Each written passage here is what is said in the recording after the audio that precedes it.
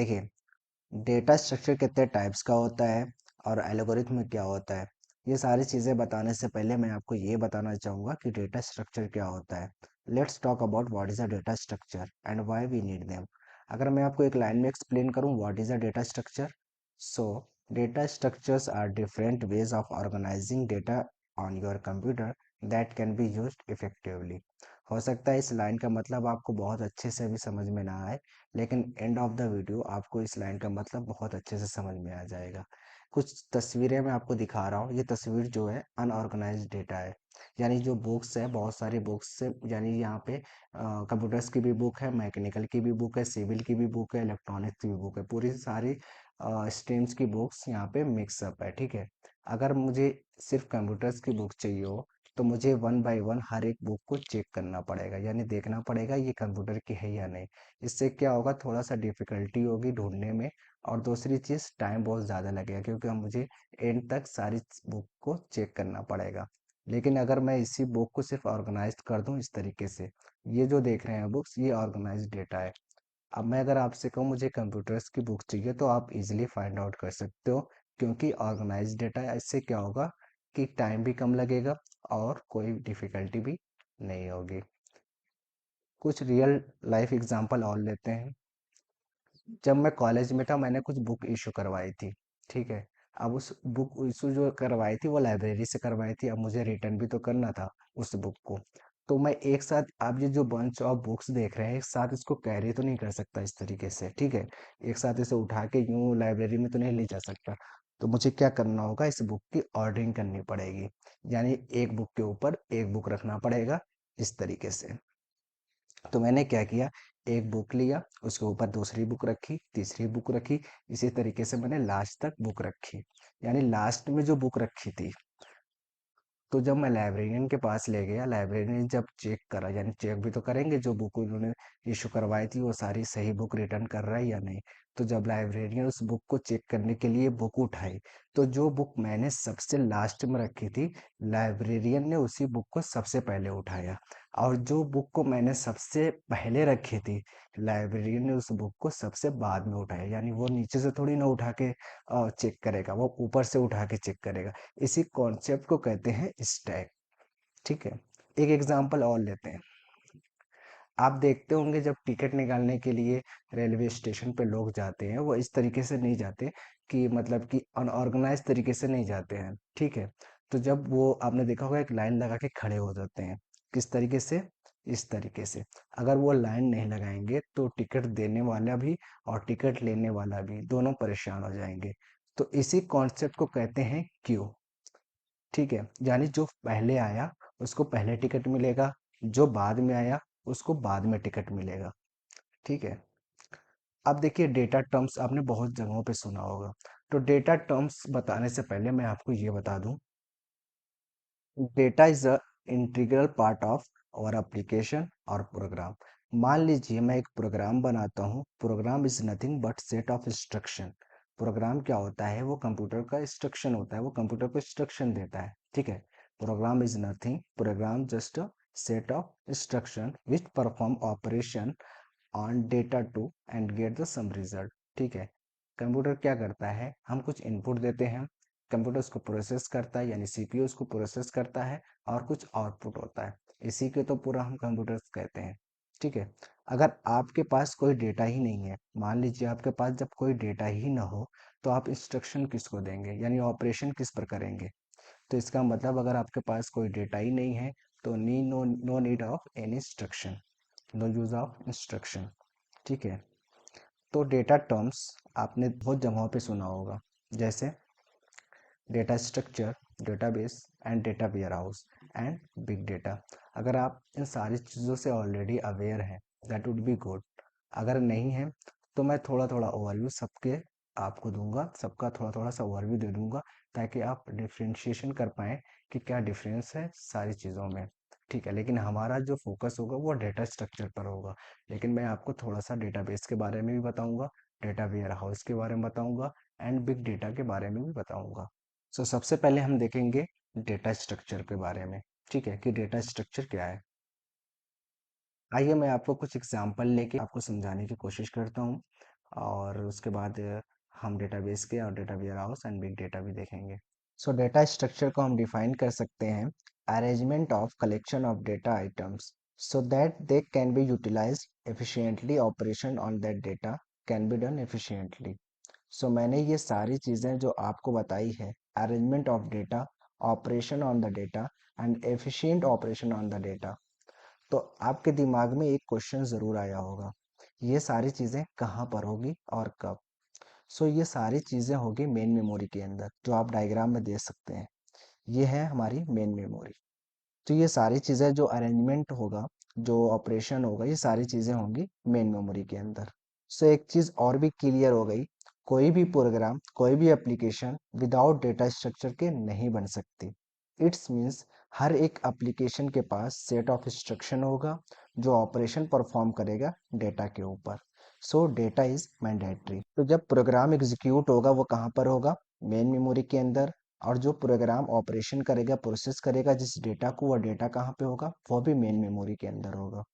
यानी कि जब आपका प्रोग्राम एग्जीक्यूट होगा, वह प्रोग्राम डेटा को किस तरह मैनेज करेगा मेन मेमोरी के अंदर, और किस तरीके से ऑपरेशन परफॉर्म करेगा, दैट इज डेटा स्ट्रक्चर। इसी चीज़ को समझाने के लिए मैंने इस डायग्राम को बनाया है कि प्रोग्राम डेटा को कैसे यूटिलाइज करता है और डेटा को मेन मेमोरी के अंदर कैसे स्टोर करता है। सो आप देख सकते हैं यहाँ पे सीपीयू लगा हुआ है। तो सीपीयू को हम माइक्रो प्रोसेसर भी कहते हैं। देखिए, सीपीयू हमारे प्रोग्राम को एग्जीक्यूट करेगा, यानी ये प्रोग्राम को एग्जीक्यूट करेगा। ये क्या है? प्रोसेसर है। सो ये क्या करेगा? इंस्ट्रक्शन को एग्जीक्यूट करेगा। ये हमारा मेन मेमोरी यानी रैम। और ये रैम क्या करेगा? ये एक टेम्परेरी मेमोरी है जो वर्किंग मेमोरी है। इसको आप प्राइमरी मेमोरी भी कह सकते हैं। और ये हमारा एचडीडी स्टोरेज है, यानी इसको एक्सटर्नल स्टोरेज भी कहते हैं, यानी आप इसको स्टोरेज समझ सकते हो। ये एक परमानेंट स्टोरेज है। अगर आप देखेंगे कंप्यूटर्स के पास ये सारी चीज़ें होती हैं, like processor, RAM and hard disk. और अगर आप मोबाइल के अंदर भी देखेंगे तो ये सारी चीज़ें होती हैं, यानी processor, RAM and hard disk. Okay, तो जब हम कोई प्रोग्राम बनाते हैं, ठीक है, यानी ये हमने एक प्रोग्राम बनाया, चाहे वो किसी लैंग्वेज में, यानी ये सारे इंस्ट्रक्शन है, तो ये कहाँ पे सेव होगी? ये सेव होगी यहाँ पे, यानी हार्ड डिस्क के अंदर। तो ये सारी एक चीज़ कंफर्म हो गई, जो हमारा प्रोग्राम फाइल होगा वो कहाँ पे स्टोर होगी? वो होगी हमारा स्टोरेज के अंदर, जो परमानेंट स्टोरेज है। ठीक है। अब जो हमारा डेटा होगा, जैसे पिक्स हो गई, ठीक है, डेटा कोई भी फॉर्म में हो सकता है, जैसे पिक्स हुआ, टेक्स्ट हुआ, वीडियो हो गई। ये सारा जो हमारा डेटा है, यानी ये क्या है? ये डेटा है। ये कहाँ पे स्टोर होगा?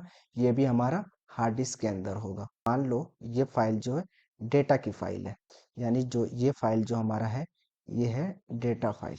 मतलब जो हमारा प्रोग्राम फाइल है और जो हमारा डेटा फाइल है, वो कहाँ पे है? स्टोरेज के अंदर, यानी हार्ड डिस्क के अंदर। चलिए एक रियल टाइम सॉफ्टवेयर का एग्जांपल लेते हैं, जो सारे मोस्टली सब लोगों ने यूज़ किया होगा, जिसको कहते हैं एम एस वर्ड। ठीक, एम एस वर्ड। ठीक है, मोस्टली जो विंडोज़ यूज़र होते हैं इस सॉफ्टवेयर को यूज़ करते ही करते हैं। सो सबने एम एस वर्ड और नोटपैड को यूज़ किया होगा, तो इसी को हम एग्जांपल लेके समझते हैं। तो ये हमारा एम एस वर्ड हो गया, ये हमारा एक डॉक फाइल हो गई। ठीक है, इसको हम कह सकते हैं ये डेटा फाइल है। ठीक, और ये क्या है? प्रोग्राम फाइल है। ठीक, ये हमारा प्रोग्राम फाइल है। सो अब हम ये देखेंगे कि कैसे हमारा एप्लीकेशन प्रोग्राम को रन करता है। तो आपको इतनी सारी चीज़ें समझ में आ गई। अब मैं आपको बताऊंगा कि डेटा स्ट्रक्चर यहाँ पर कहाँ पे यूज़ हो रहा है। ओके, अगर आप एम एस वर्ड रन करना चाहते हैं अपने कंप्यूटर्स के अंदर या अपने मोबाइल के अंदर, आप जब एम एस वर्ड के आइकन पर डबल टच करते हो, यानी डबल क्लिक करते हो, उसके बाद क्या होता है? लेट्स सी, जब आपने मतलब इस वाले फाइल पे डबल टच करा, ये जो प्रोग्राम फाइल है एम एस वर्ड की, तो क्या होगा? ये प्रोग्राम फाइल उठ के आ जाएगा किसके पास? मेन मेमोरी के अंदर।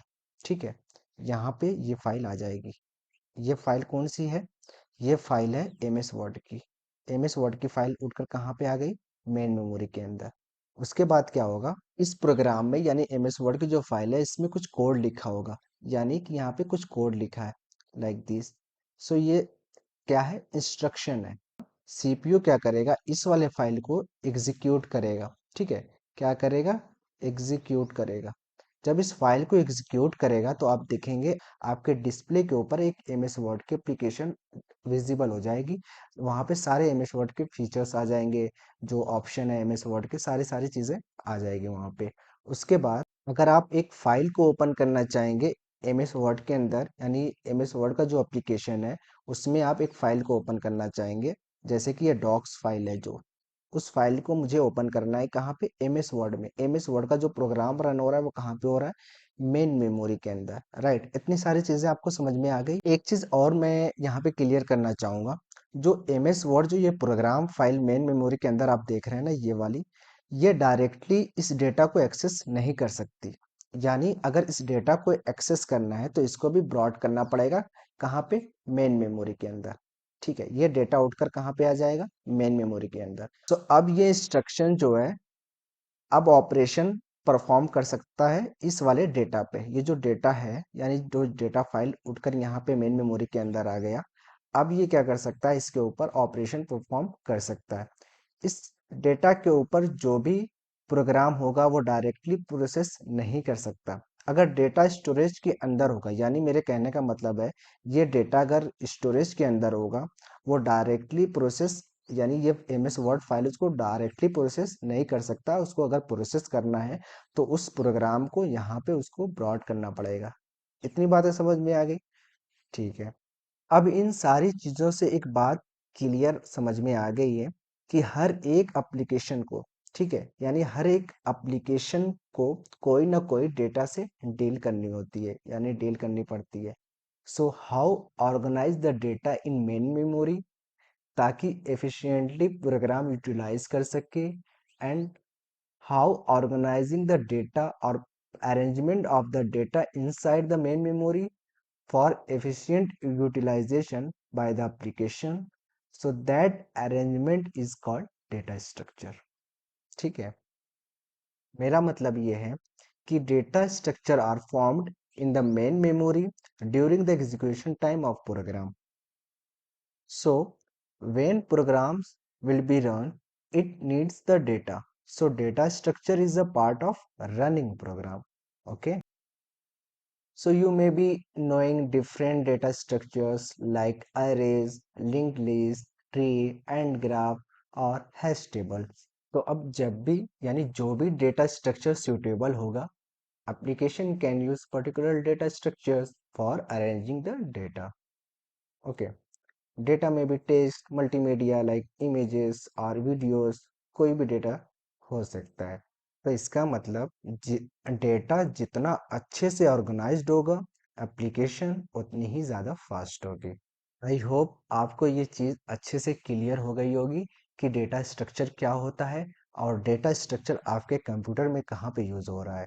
तो without data structure we can develop any application. Okay, चलिए अब थोड़ा सा ओवरव्यू देख लेते हैं डेटाबेस के बारे में। ओके, जब कोई बड़ा डेटा होता है यानी लार्जर साइज का डेटा, कोई कॉमर्शियल डेटा जो कोई बिजनेस में यूज होता है, जैसे कि बैंक का कोई डेटा हो, यानी रिटेल स्टोर का कोई डेटा हो, जो उनके पास बहुत सारा डेटा होता है।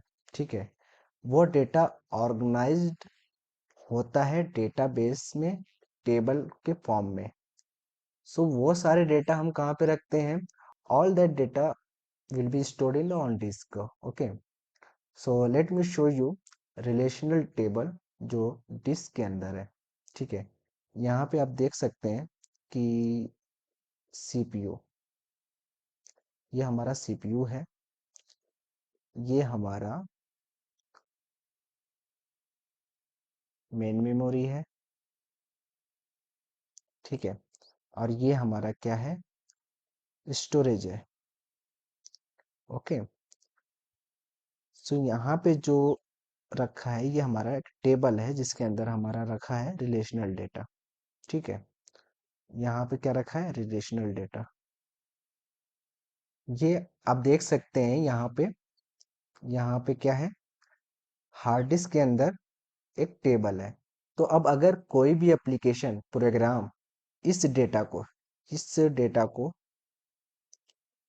यानी ये जो डेटा है, इस डेटा को अगर कोई भी एप्लीकेशन और प्रोग्राम यूज करना चाहेगा, तो ये डेटा भी उठकर कहाँ पे आ जाएगा? मेन मेमोरी के अंदर। ये डेटा भी उठ के कहाँ पे आ जाएगा? मेन मेमोरी के अंदर। तो तभी प्रोग्राम उसको यूज कर पाएगा। ओके, यानी उसको प्रोसेस कर पाएगा, इस डेटा को तभी प्रोग्राम प्रोसेस कर पाएगा। सो अगेन आपको यहाँ पर भी डेटा स्ट्रक्चर की जरूरत होगी। So it's means when you are pulling the data, कहाँ से? फ्रॉम हार्ड डिस्क और storage. Okay, where? In main memory during the execution, so definitely you need data structure here. So जो data arrangement होता है main memory में, उसी को हम डेटा स्ट्रक्चर कहते हैं। और डेटाबेस किसे कहते हैं? तो हाउ दिस डेटा, यानी this data, how this data is organised in form of table on the disk, this is a database. Database means arranging the data in some model like relational model in the permanent storage. ये क्या होता है कि permanent storage है, so that it can be retrieved or to access by application easily. यानी जो यहाँ पे आपने डेटा को स्टोर किया है, अब यहाँ पे डेटा को मुझे रिट्राइव करना हो या एक्सेस करना हो, इजिली हम इसको एक्सेस और रिट्राइव कर सकते हैं, ऑपरेशन कर सकते हैं फिर उसके ऊपर। ठीक है, तो समझ में आ गया what is a database. Okay, so let's see next, what is a warehouse. So data warehouse. Okay, so let's see data warehouse क्या होता है। अभी मैंने आपको बताया कॉमर्शियल डेटा के बारे में। जब आपका बिजनेस ज़्यादा एक्सपांड होता है, तो क्या होता है, huge of amount of data daily आ रहा होता है। ठीक है, अगर रियल टाइम पे देखोगे, अमेजोन, फ्लिपकार्ट, मिंत्रा, ये सारी चीज़ों का बहुत सारा डेटा होता है, क्योंकि यहाँ पे सिंगल डे बहुत सारे लोगों का ट्रांजैक्शन होता है, बहुत सारे लोग प्रोडक्ट खरीदते हैं, बाय करते हैं, बहुत सारे मतलब सोल्ड आउट होता है। तो ये सारा जो डेटा है, डे बाय डे क्या होता है, ग्रो करता है। तो हमारे पास वेरी लार्ज डेटा हो जाता है। देखिए, जो बहुत ओल्ड डेटा हो जाता है ना, जैसे कि 1 year old data and 10 years old data हो सकता है ना, तो करंट में जो यूज नहीं होता है, सो हम जैसे कॉमर्शियल डेटा को कैटेगराइज कर सकते हैं 2 पार्ट में।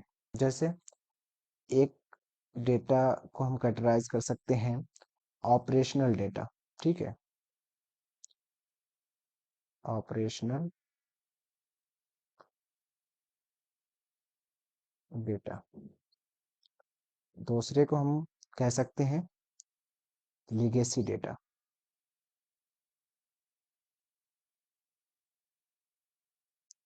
तो ऑपरेशनल डेटा वो डेटा होता है जो डेली यूज होता है, और लेगेसी डेटा वो डेटा होता है जो हम कहीं पे स्टोर में, यानी कहीं स्टोरेज में रख देते हैं। जब कभी हमें उस डेटा की ज़रूरत होती है, हम उस डेटा को फेच कर सकते हैं और उस डेटा को हम यूज कर सकते हैं। तो उस डेटा को हम कह सकते हैं हिस्टोरिकल डेटा। क्या कह सकते हैं? Historical data. ओके, तो हिस्टोरिकल डेटा जो होगा, वो हम रख सकते हैं एरे ऑफ डिस्क में। जैसे यहाँ पे एरे ऑफ डिस्क मतलब यहाँ पे एक डिस्क है, ठीक, यहाँ पे एक डिस्क है, यहाँ पे एक डिस्क है, ये सारे डिस्क एरे ऑफ डिस्क हो गई। तो ये क्या है? एरे ऑफ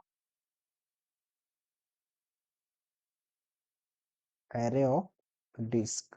ओके, तो यानी इसी को हम कहते हैं डेटा वेयर हाउस। क्या कहते हैं? Data warehouse. देखिए, आपको ऐसा लग रहा होगा कि जब ये ओल्ड डेटा है तो इसको स्टोर करके रखने की क्या ज़रूरत है, ठीक है, जो पुराना डेटा है। लेकिन ऐसा नहीं है। जो ओल्ड डेटा होता है, जब हम अपने बिजनेस को एनालाइज करना होता है, यानी अपने बिजनेस को और ज़्यादा एक्सपांड करना होता है, तो उस टाइम पे हम एक एल्गोरिथम बनाते हैं जो क्या करता है, डेटा को एनालाइज करता है। उसी एल्गोरिथम को हम कहते हैं डेटा माइनिंग एल्गोरिथम। अब समझते हैं लास्ट वन, बिग डेटा। ठीक है, बिग डेटा क्या होता है?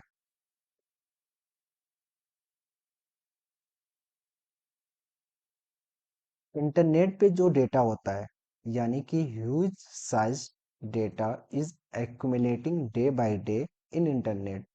That data is about things, यानी कुछ भी हो सकता है, जैसे पीपल्स का डेटा हो सकता है, अबाउट द प्लेसेस हो सकता है। A lot of data is available on the internet, and by analysing that data we can take a lot of decision.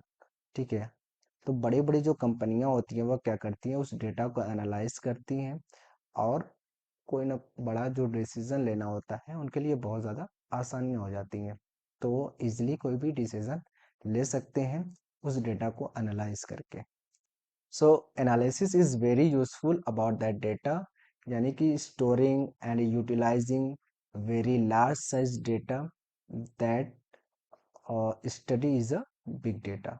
Okay, यानी जो हम सारी यूटिलाइज करते हैं, यानी जो बहुत बड़ा डेटा होता है जो इंटरनेट पे होता है, वो सारी चीज़ें जो पढ़ते हैं, जो उसको एनालाइज करते हैं, वो सारी चीज़ें कहाँ पे होती है, वो सारी चीज़ों को क्या कहते हैं, बिग डेटा कहते हैं। आप अभी भी स्टूडेंट हो या बिगिनर हो, तो हो सकता है आपको थोड़ा सा ये सारे टर्म्स थोड़ा सा कंफ्यूजिंग लगे। ओके, इसीलिए मैंने आपको सेपरेटली डिफाइन कर दिया हर एक को कि कहाँ पर यूज़ करते हैं।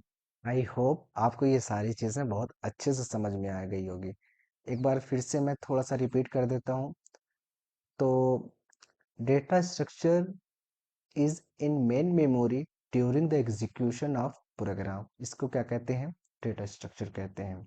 ठीक है, और डेटाबेस किसे कहते हैं, arrangement of data on the disk is database. ठीक है, डेटा वेयर हाउस किसे कहते हैं, arrangement of the data in the array of disk is the data warehouse, which is not operational data, that is not use day to day. और big data किसे कहते हैं, big data that is used in internet. We will start with the data structure. Next video में मैं आपको बताऊंगा algorithm के बारे में, एल्गोरिथम किसे कहते हैं, सारी चीज़ें हम नेक्स्ट वीडियो में देखेंगे एल्गोरिथम से रिलेटेड।